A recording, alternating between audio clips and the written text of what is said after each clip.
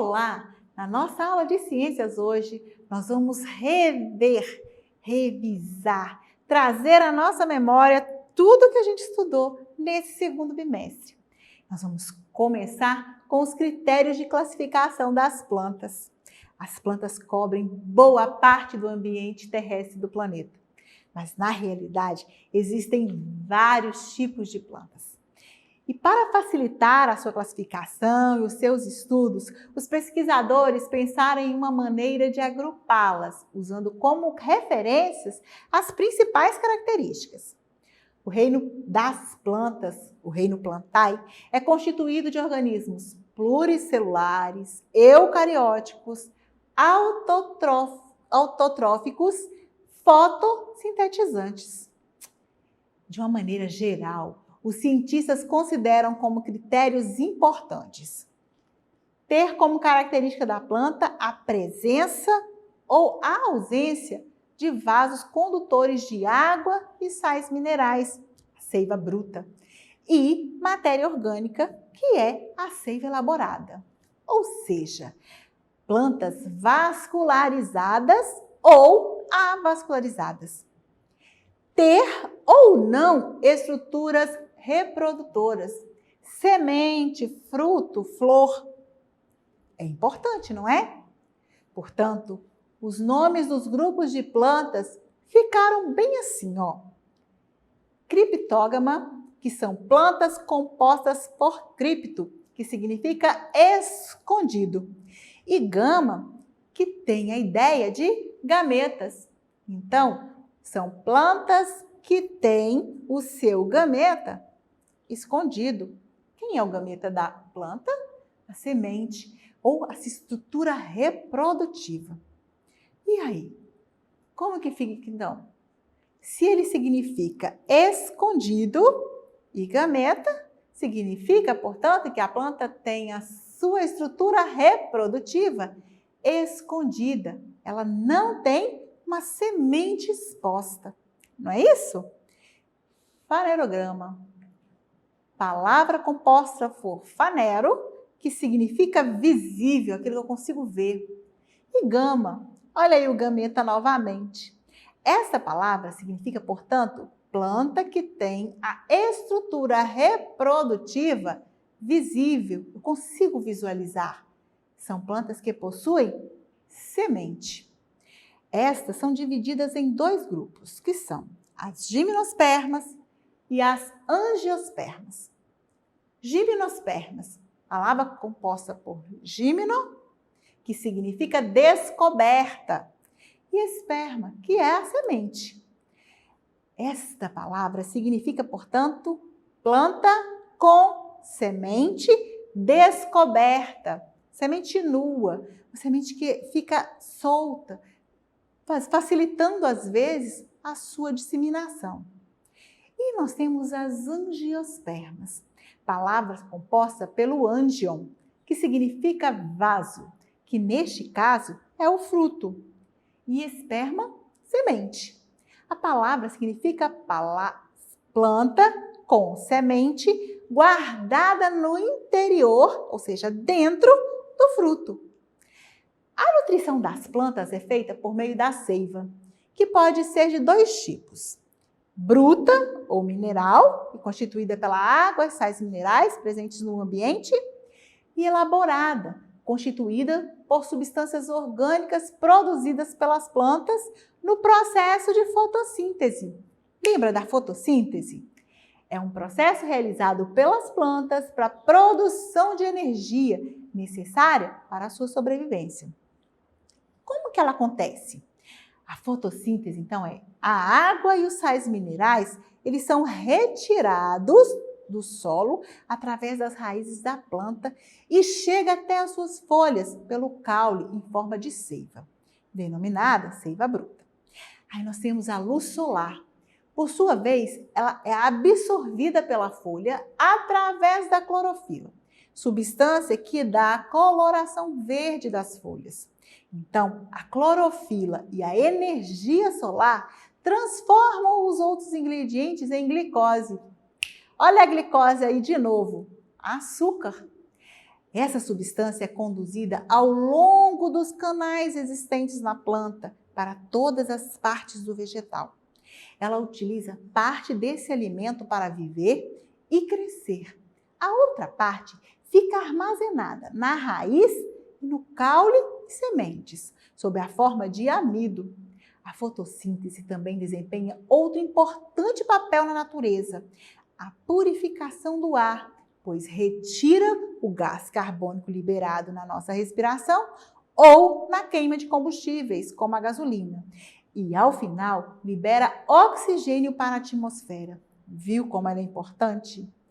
E aí, vamos falar um pouquinho dos seres vivos do planeta? Como que eles se reproduzem? Bom, todos os seres vivos do planeta devem se reproduzir para perpetuar a espécie. A reprodução em animais é um processo complexo de mudanças hormonais que causam transformações físicas e comportamentais dos indivíduos para atingir um único propósito: produzir descendentes. Na natureza existem vários tipos de reprodução em animais. Cada um deles tem características definidas que os tornam muito diferentes uns dos outros. Em termos gerais, podemos dizer que os tipos de reprodução animal são sexuada e assexuada. Tipos de fecundação, então. Os tipos de fecundação é a união dos gametas. Lembra que nós falamos do gameta masculino e feminino? Óvulos e espermatozoides. Os óvulos são uma estrutura um pouco maior. Os espermatozoides, eles são pequenos, porém são em maior número. Pode acontecer de duas formas diferentes. A fecundação, então, ela pode ser interna, dentro do ser vivo, ou externa, fora do corpo do ser vivo. E aí? Geralmente, quando ela é externa, ela acontece em um ambiente úmido ou na água. Dentre os animais que se reproduzem com fecundação interna, existem 3 formas diferentes do embrião se desenvolver. São elas: ovíparos, que após o óvulo ser fecundado, o embrião se desenvolve dentro de um ovo que a fêmea deposita no ambiente. O ovo garante nutrientes e proteção para o embrião crescer. Quem faz isso? As aves, os pinguins, alguns répteis, como a tartaruga. Outra forma é a de vivíparos, quando o embrião permanece dentro do corpo da fêmea, sendo nutrido e protegido pelo corpo materno. Os mamíferos, o ser humano, são exemplos disso. Tamanduá, a vaca, o cavalo, a égua, no caso. Os ovovivíparos.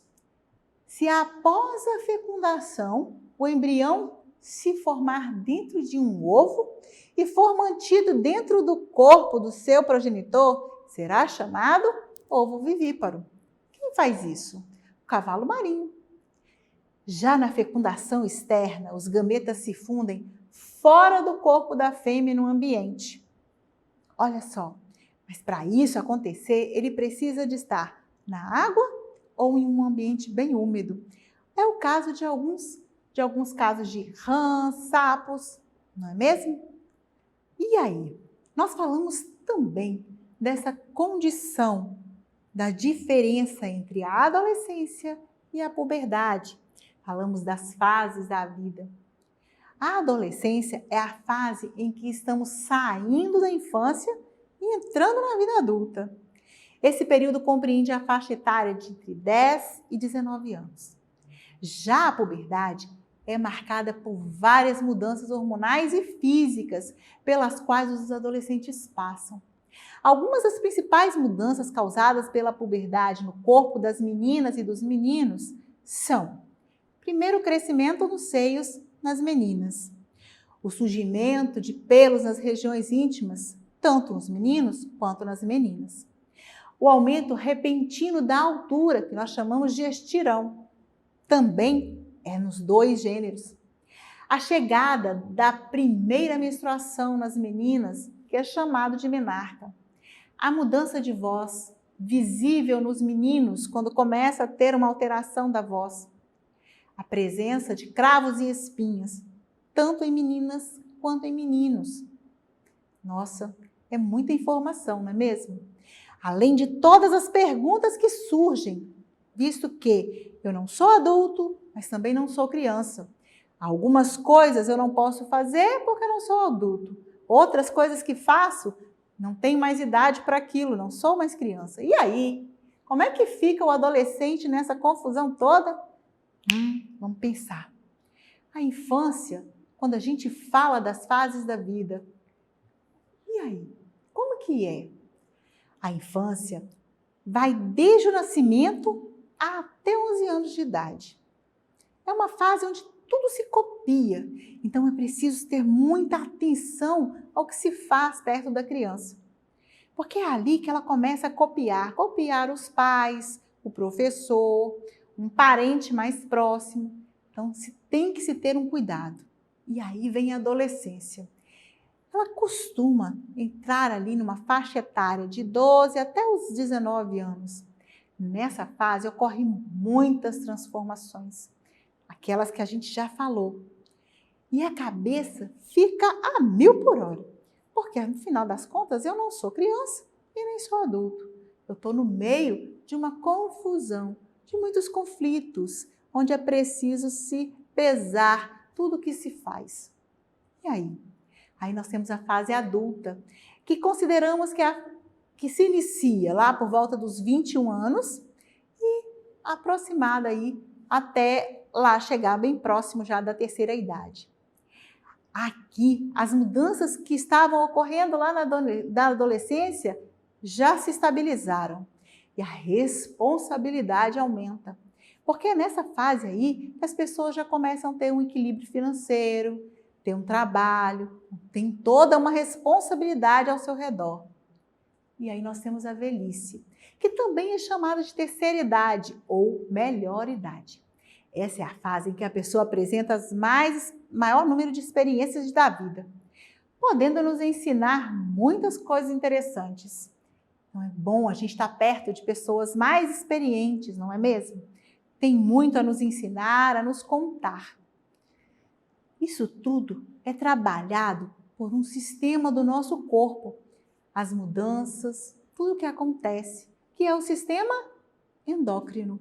O sistema endócrino é o sistema responsável pela síntese de hormônios do nosso organismo. Produzidos pelas glândulas, os hormônios são levados até os órgãos do corpo, onde exerce suas devidas funções. O aumento ou diminuição de hormônios no seu organismo pode ocasionar doenças e alterar fisiologicamente o processo que acontece no nosso corpo. Esse sistema atua em conjunto com o sistema nervoso, coordenando todas as funções do nosso organismo. Esses dois sistemas são interligados pelo hipotálamo, que é um grupo de células nervosas que se encontra na base do encéfalo. As glândulas do sistema endócrino, a hipófise, é uma glândula que se encontra no centro da cabeça, abaixo do cérebro. Ela é responsável por produzir vários hormônios e é considerada a glândula mestre. É ela que organiza tudo, que estimula e faz ativar outras glândulas. Nós temos várias glândulas e essas glândulas produzem hormônios. Mas a hipófise vai produzir o adrenocorticotrófico, que é o ACTH, o tireotrófico, o TSH, o folículo estimulante, o FSH, luteinizante, que é o LH, hormônio do crescimento, GSH, e a prolactina. O hipotálamo é a região do encéfalo que produz hormônios que ficam armazenados na neurohipófise, ou seja, age lá na adenohipófise através do estímulo ou da inibição de suas secreções. Hormônios do hipotálamo são a ocitocina e o hormônio antidiurético, o ADH. A tireoide é uma glândula que produz diversos hormônios responsáveis por controlar a velocidade do metabolismo das minhas células. Ele faz a manutenção do peso e da temperatura corporal, crescimento, ritmo cardíaco. A tireoide ela pode passar por 2 processos disfuncionais, que é o hipertireoidismo, quando a atividade da tireoide está excessiva, está para mais, e hipotireoidismo, que é a baixa dessa atividade da tireoide, que faz com que o metabolismo fique mais lento. E aí pode causar outros danos. Os hormônios produzidos pela tireoide são a tiroxina, que é o T4, e o tridoitiroxina. Trio é o T3, a calcitocina. Nós temos um outro membro aí, um outro constituinte desse sistema, que é o pâncreas. O pâncreas pode ser considerado uma glândula mista, pois ele, além de participar do sistema endócrino, ele vai produzir hormônios, ele também vai trabalhar lá com o sistema digestivo, produzindo suco pancreático e desempenhando um papel importante na digestão. Os hormônios produzidos pelo pâncreas é a insulina e o glucagon. Nós falamos disso, vocês lembram? A insulina, ela controla a entrada da glicose nas células. Olha o açúcar aí de novo. E o armazenamento no fígado, na forma de glicogênio. O glucagon faz o processo reverso. Ele possui uma ação que a gente chama de antagônica, invertida, à função da insulina. Então, ele vai lá no fígado, pega aquele glicogênio que estava lá guardado, faz a quebra dele, transformando ele em glicose novamente, para que o seu organismo use quando for necessário. E aí? O que mais a gente falou nesse bimestre? Nós falamos do sistema cardiovascular. Nossa, como é importante esse sistema, não é mesmo? O sistema cardiovascular também é chamado de sistema circulatório. É o sistema responsável por garantir o transporte de sangue por todo o meu corpo. Dessa forma, que nossas células recebem, por exemplo, nutrientes e oxigênio. Esse sistema é formado pelo coração, sangue e pelos vasos sanguíneos. O coração é o órgão responsável por garantir o bombeamento do sangue. É um órgão muscular formado por 4 cavidades. São 2 átrios e 2 ventrículos. Os átrios são as câmeras responsáveis por garantir o recebimento do sangue no coração, enquanto os ventrículos são as câmaras responsáveis por garantir o bombeamento do sangue para fora do coração. Os vasos sanguíneos são tubos por onde o sangue passa. Os 3 principais tipos de vasos sanguíneos são as artérias, as veias e os capilares. Quando o sangue chega nos pulmões, que ocorre o processo de hematose, o sangue então é rico em gás carbônico, recebe oxigênio proveniente da respiração pulmonar. O sangue, agora rico em oxigênio, volta ao coração via veias pulmonares, chegando a esse órgão pelo átrio esquerdo. Do átrio, ele segue para o ventrículo esquerdo. O sangue é um tipo especial de tecido conjuntivo, que se destaca por apresentar-se com um fluido de cor vermelha e viscosa. Se caracteriza por apresentar uma matriz líquida, que é o plasma, em que se encontram suspensos os elementos celulares do sangue, que são as hemácias, os leucócitos e as plaquetas. O sangue apresenta diversas funções garantindo, por exemplo, o transporte de nutrientes, transporte dos gases respiratórios, transporte de resíduos do metabolismo, a defesa e a imunidade por meio da ação dos leucócitos, coagulação sanguínea por meio da ação das plaquetas. Legal entender um pouquinho do nosso sistema circulatório, não é mesmo? Mas tem outro sistema bacana da gente também lembrar, o sistema linfático. Ele é responsável por drenar o excesso de líquidos intersticiais do organismo humano. O que é mesmo o líquido intersticial? É o líquido que está presente entre as células e onde essas retiram seus nutrientes e excretam, jogam fora as substâncias residuais provenientes do seu metabolismo. O sistema linfático tem por objetivo devolver o líquido intersticial ao sangue e manter um equilíbrio de fluidos no seu organismo. Ele também tem por função transportar vitaminas e lipídios absorvidos na digestão até o sangue, para que todo o corpo receba nutrientes através do sangue.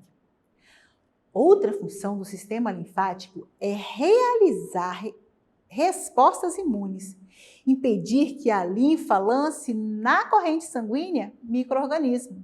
Isso acontece por meio da retenção, destruição desses micro-organismos pelos linfonodos. O sistema linfático atua em conjunto com o sistema imunológico, com vários órgãos e elementos do corpo. Dessa maneira, o sistema linfático alcança todas as partes do organismo para filtrar o líquido intersticial. Diferentemente do sangue, a linfa se movimenta de forma lenta e com baixa pressão, dependendo da compressão dos movimentos dos músculos para pressionar o líquido e, com isso, ele conseguir fluir. A partir dessa compressão, o líquido é transportado para os vasos linfáticos e, posteriormente, se acumula nos ductos linfáticos e percorre o resto do corpo.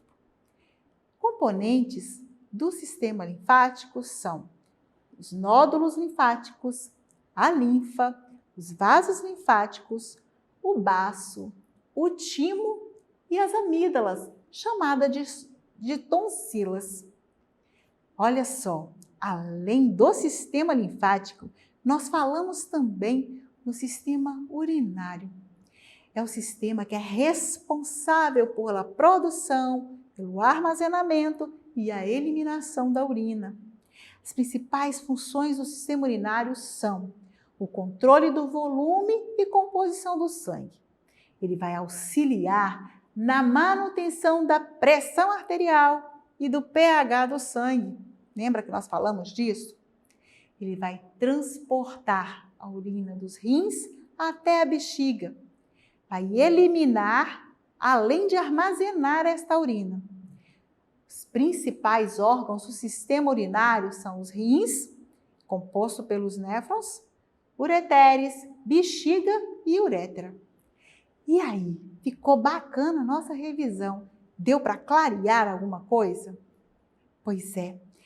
E agora, para acessar as nossas atividades na plataforma SMED-GV, aponte a sua câmera do celular para a imagem que aparece no canto da tela. Acesse nossas redes sociais e se inscreva no nosso canal do YouTube SMED-GV. Até a próxima!